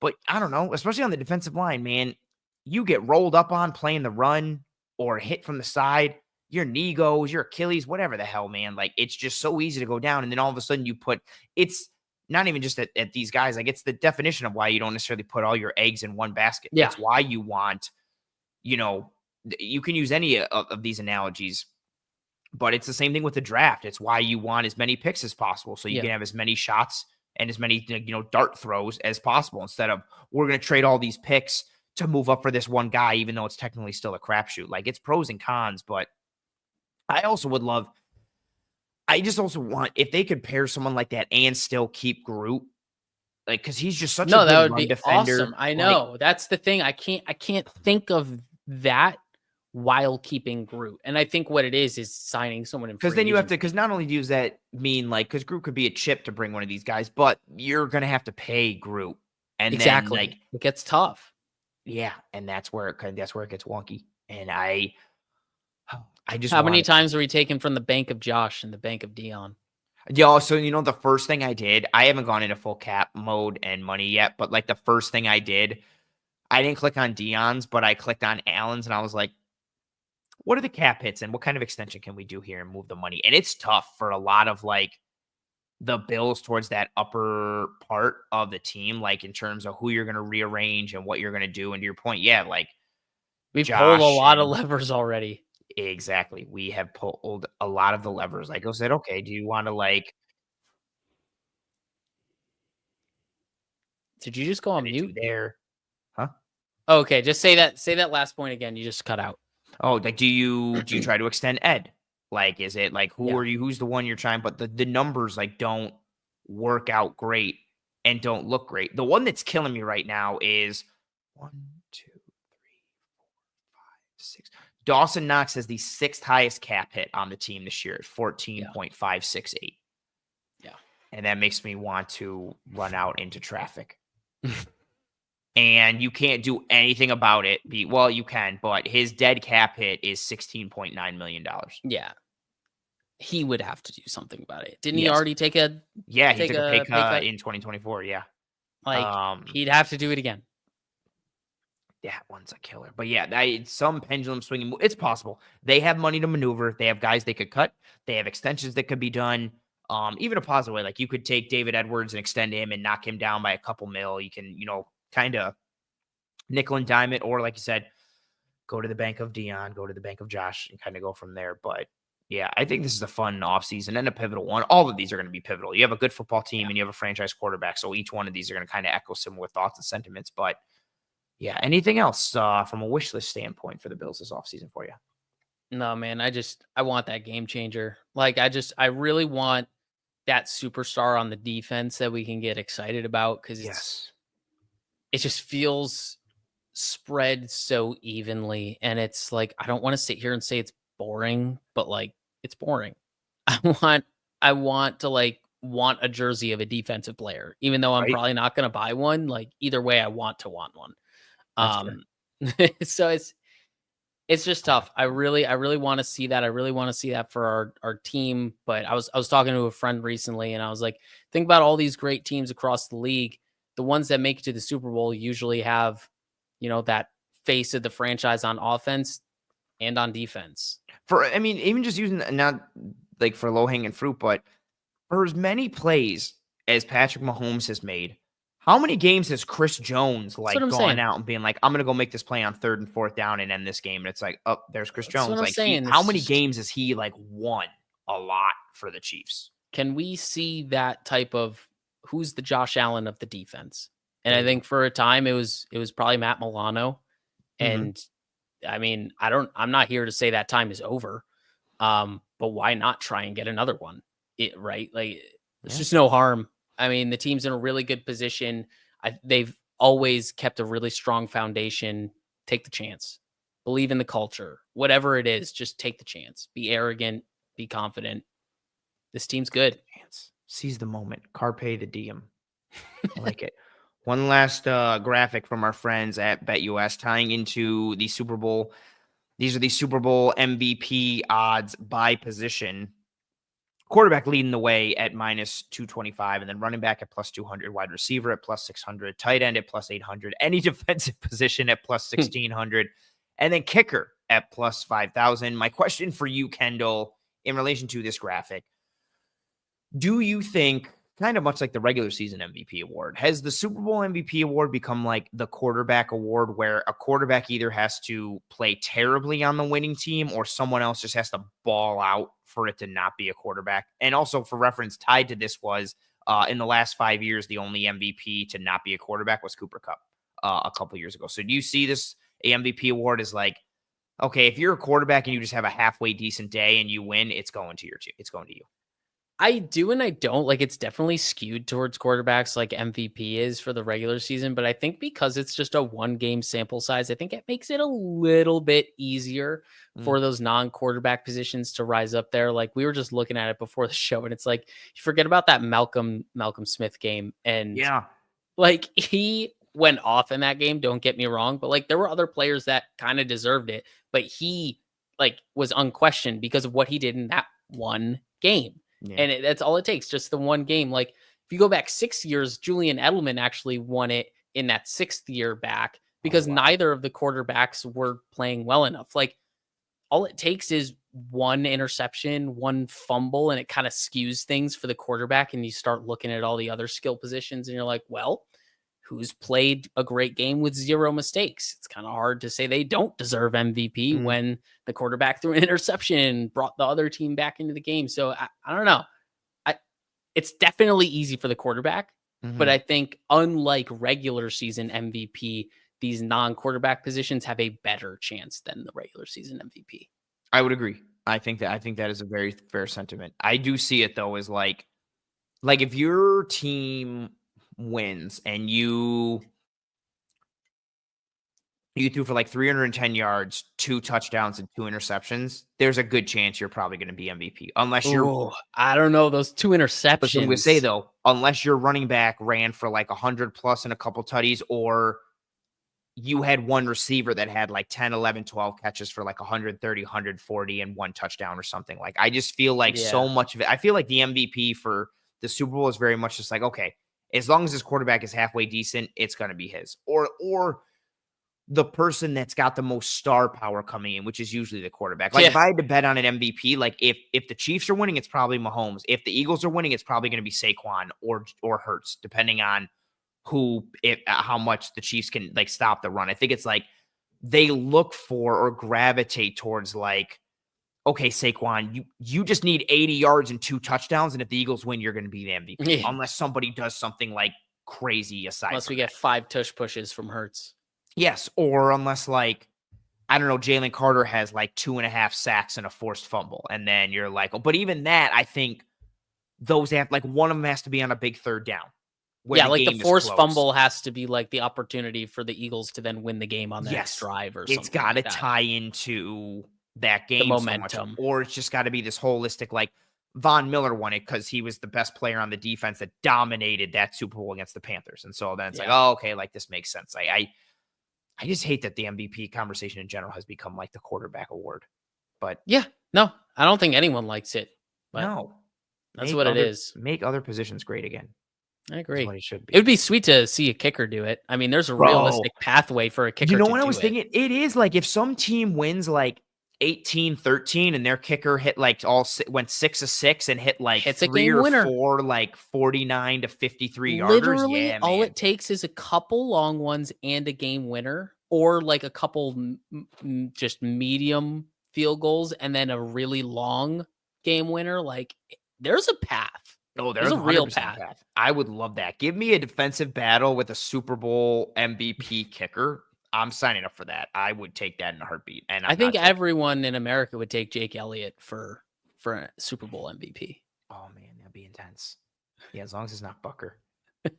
Oh, yeah. There's a reason I picked Elliott. Nah, I figured as well. This graphic, obviously, presented by, again, our friends at BetUS. If you are looking for a new sportsbook this football season, BetUS is the answer. Fastest payouts in the industry, a 150% bonus on your first deposit, and then a 125% bonus on your next 2 deposits, up to $2,000 with code YouTube150. Fast and easy deposit and withdrawal processes, 24/7 personalized service, 365 days a year, live wagering on all major games, the best betting variety in the business. They allow you to get 10% back on your net losses twice a year, and they also can give you your very own personal account manager. Go to BetUS for all of your sportsbook and betting needs. Kendall, any thoughts for the fine folks before we start to say goodbye? Oh man, I'm excited for this thing to get going. We're like sneaky close to the combine, and that's when it all starts. I mean, I need to get going on some tape just so I know something, because last year everything I knew was through podcasts and other people's eyes. So I'm hoping to not have it be 100% through other people's eyes this year, but yeah, the combine is when it starts. All the rumors start swirling once people start meeting up in Indy. So it's exciting and it's sneaky around the corner. And then we really get going into this thing. Like, we're only a month away from free agency starting up, a month and a week or whatever it is. Yeah, it starts on March 12th. Yeah, so it's sneaky close, guys. Like, things are going to start happening quicker than you think. And I'm excited to see how we start seeing the dominoes fall, because every domino that falls, it just gives us a clearer answer as to what the next domino is going to be. Because right now it's just clean slate and we're just guessing. That's true.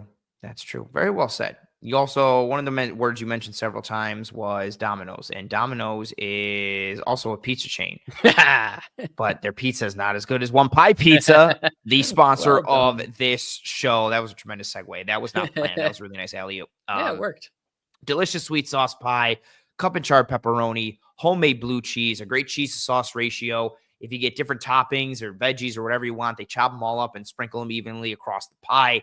They do a delicious breakfast pizza. They do mac and cheeses and catering options and all these different things. They also have some really good salads, as my wife can attest to. I'm just straight for the pizza, but she had some of their salads. She says it's really good. Yeah, they do everything that they do from a food perspective is tremendous. And like I always talk about, they do a lot of good for the community. Toys for Tots, partnering with Roswell to knock out cancer, partnering with the SPCA, the Alzheimer's Foundation. They do a lot for the community, besides providing everyone deliciousness and great food. They do a lot just from a betterment of the community standpoint. So treat yourself and your family and friends and loved ones to some One Pie Pizza this week. Again, the online menu can be found in the episode show notes, whether here on YouTube or whichever podcasting app or platform you're listening to this show on. They also named a pizza after the show and the Cover One brand, which is delicious and awesome because everything they make is delicious and awesome. Go get yourself some One Pie Pizza. It'll make your life better. And I'm not saying that. And I don't say all that because they sponsor the show. They sponsor the show because I believe all of that. Like, they're good people making great food. So go get yourself some One Pie Pizza. But I throw up the banner that says Toodles, folks, because we're going to start to wind down here. I'm going to do kind of an abridged version. I'm slightly sick or getting over being sick. And I'm about a minute and a half away from just coughing uncontrollably. I've been fighting it for a while, but I finished my one water and I'm about to be out of my second. Yikes. So yeah, I've been muting and coughing for a lot every time you've been speaking, but I've hit it well. I'm going to be unable to hide it shortly. Thank you very much, obviously, to you, Kendall, for joining me again. I thought these episodes were perfect and tying together and how it sets us up for the off season where you hopefully will be able to join me more and more as we go through. So thank you very much to you. Thank you to everyone who tuned in live for this episode. Your questions, thoughts, comments, concerns, back and forth, all of it. Greatly appreciated. If you have anything that we didn't get to on the show, get at me on Twitter at @pro__ant, or get at me on Blue Sky at @proant. No underscores there, just @proant. Appreciate everyone who tuned in live. Again, questions, thoughts, comments, concerns, all that stuff, the engagement with one another, the engagement with myself and Kendall. If you are listening on one of the podcasting apps or platforms, that's awesome. Please rate and review and subscribe to Disguise Coverage. The ratings and reviews are tremendously helpful to the algorithm, but also in terms of actual honest feedback, if you want to give that as well. If you're here on YouTube, please drop a like on this video, whether you're watching live now or watching post live later. Turn on notifications for the Disguise Coverage playlist. Subscribe to the Cover One channel and check out all the multitude of content we have for you pretty much every single day of the week here at the Cover One brand. If you enjoyed this episode, tell your family and friends and loved ones about how awesome this episode was or how awesome the show is. If you hated this show or this episode, tell your enemies about it and try and make them watch it so you can potentially ruin their day. Appreciate all you folks. Kendall, I appreciate you. And in general, that'll do it for us here in this episode of Disguise Coverage. We hope you and your family and friends and loved ones are all doing well and staying safe. Be kind to one another. Take care of one another. I will see you tomorrow, February 5th, for another edition of the Cover One Film Room with Eric Turner. But if you're not watching that, or just depending on what your schedule looks like, I will be live again next Tuesday, 9 p.m. Eastern, as is tradition here. Until then, Godspeed. And as always, go Bills.